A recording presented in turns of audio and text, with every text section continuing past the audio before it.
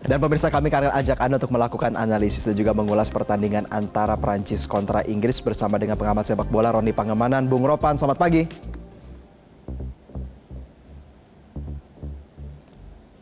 Bung Ropan, kami belum bisa mendengar suara Anda. Apakah masih termute? Ya, selamat pagi.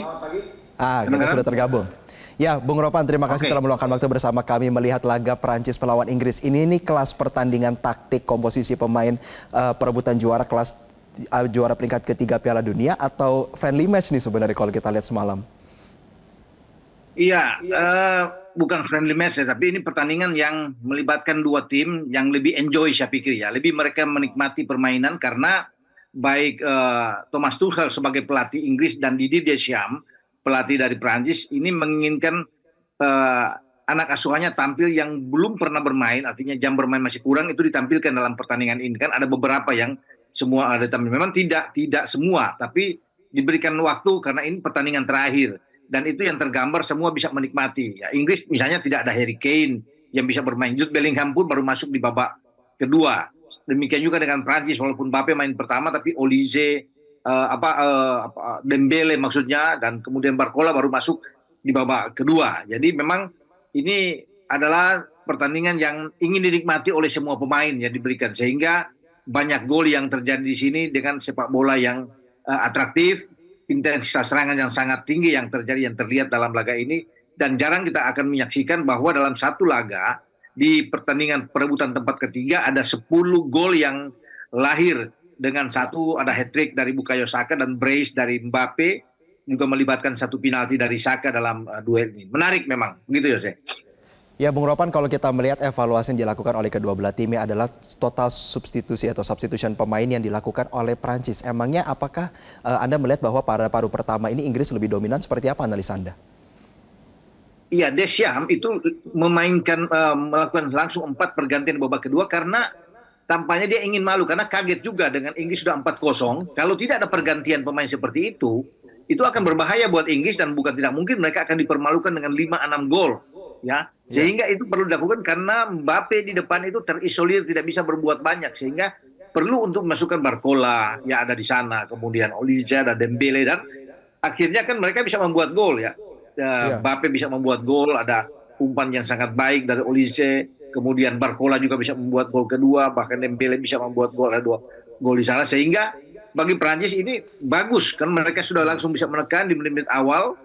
Dan akhirnya ada 3 gol yang lahir di sana. Di 4-3 sebelum ada bergeser jadi 5-3, 5-4 dan jadi 6-4. Jadi itu yang dilakukan oleh Didier Deschamps untuk memainkan pemain sekaligus ada pergantian sampai 4 di babak kedua untuk bisa mengubah keadaan saya pikir.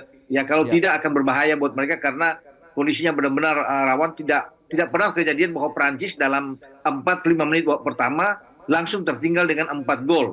Itu yang membuat mereka agak frustrasi begitu, Cek. Ya, dan mayoritas dari antara substitusi pemain tersebut adalah di lini pertahanan. Terlepas daripada ini merupakan rotasi pemain yang dilakukan oleh Deschamps ya, Bung. Tetapi di sisi lain bagaimana kita melihat produktivitas daripada variatif dari line up serangnya Inggris. Kita melihat Saka melakukan hat-trick. Seperti apa, Bung? Ya, kalau bicara dengan Inggris juga kan ada melakukan beberapa pergantian. Memang di babak kedua ada sedikit keliru bagi Thomas Tuchel ketika menarik Marcus Rashford. Itu yang menjadi titik balik dari Prancis. Marcus Rashford itu bagus main di awal ya untuk bisa menekan Gusto dari sisi kiri ya karena mereka kan punya 2, Rashford di kiri dan juga Bukayo Saka di kanan. Ketika Rashford tarik keluar, Oli Watkins masuk, berarti ada 2 striker.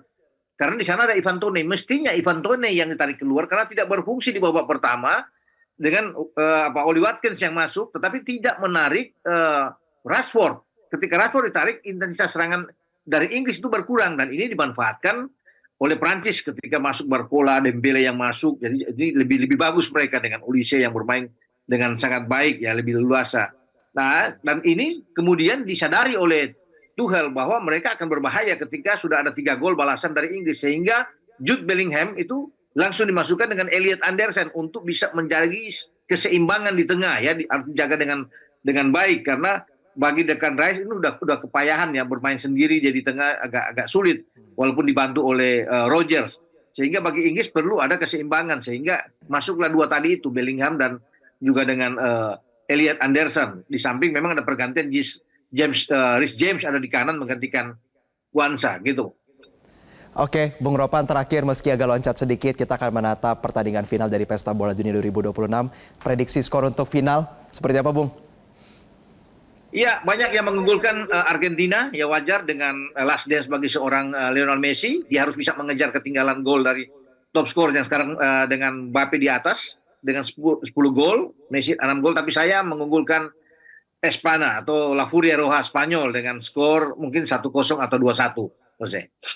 Oke, kita tentu nanti kabar bersama bagaimana hasil daripada pertandingannya ya. Apakah sesuai dengan prediksi Bung Ropan, nanti kita akan coba bahas lagi. Terima kasih pengamat sepak bola, Bung Roni Pangemanan telah bergabung bersama kami di Selamat Pagi Indonesia. Jelajahi cara baru mendapatkan informasi. Download Metro TV Extend sekarang.